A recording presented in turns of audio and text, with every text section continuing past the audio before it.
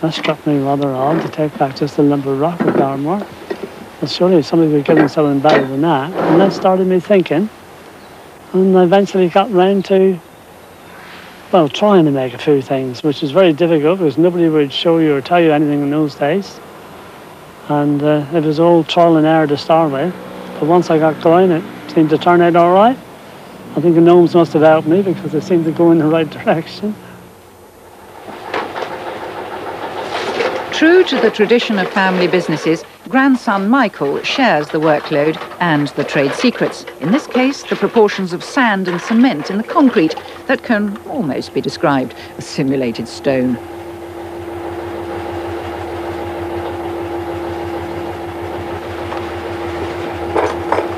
But it's Ken himself who inserts each gnomic barbed wire backbone.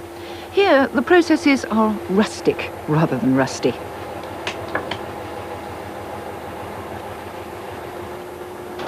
Since 1947, Ken has made all his 400 moulds, and when output is at its maximum, 100 gnomes are produced each day, selling for £1.50 to £60 and going as far afield as Canada and Australia.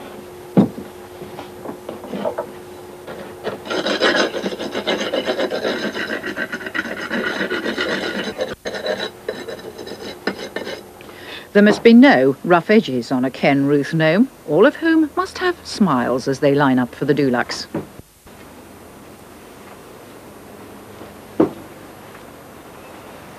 No sprays, no solvents and no high-tech for Rosie Partridge. But despite all this craftsmanship, gnomes are still looked down on, laughed at, mocked even. I think in some circles they are, but I think that's quite unjustified, given that for instance, one recently sold for £4,000. That's very serious money. I don't believe £4,000 is a joke. I also feel that simply because people in a neoclassical tradition collected classical sculpture in the 18th century, and people in a Gothic, Middle-aged, Middle European concept collected garden gnomes in the 19th century, I don't think that because there's one culture rather than another giving rise to these creatures, that one should look down on them. After all, the Houses of Parliament were built in Gothic style rather than neoclassical at about the time that Sir Charles Isham introduced the garden gnome. And I think you must put garden gnomes, the introduction of garden gnomes into this country against that sort of background. The introduction of such traditions as Christmas from Middle Europe, the introduction of fairy tales such as Snow White and the Seven Gnomes, most people call the Seven Dwarves. I think against that sort of cultural background, I do feel that garden gnomes have a place in not perhaps serious art history, but certainly as a serious area of collection.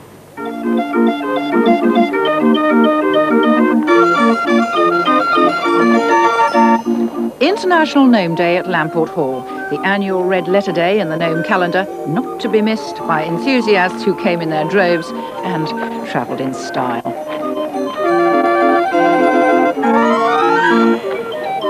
It's an indulgence for those who want to make believe, and it's an escape for others.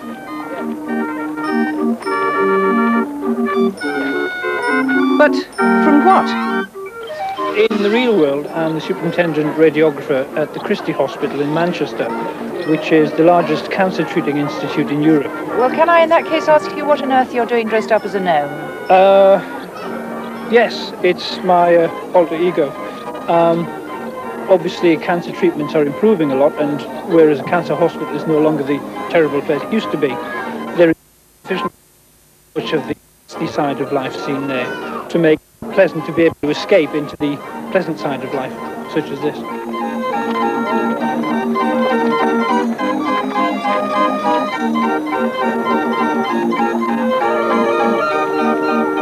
Curiously British, the gnome syndrome, it seems, afflicts people of all ages, from all walks of life.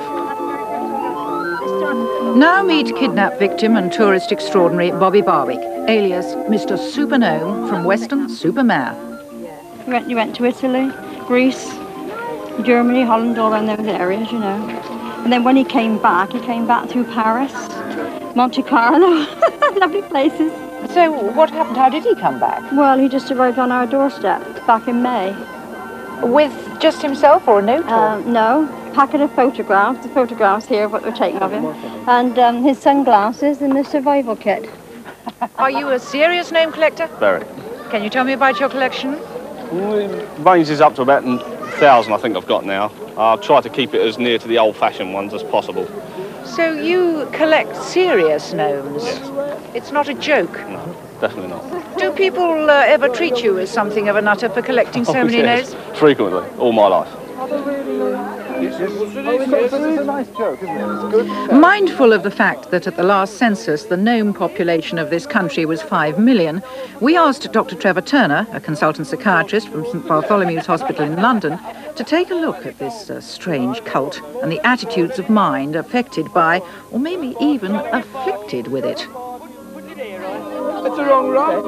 I would not regard people as being mad because they collect gnomes. Obviously, anything taken to an extreme can be evidence of being, shall we say, rather high or even manic, or having a bad memory, for example. But generally speaking, the actual business of having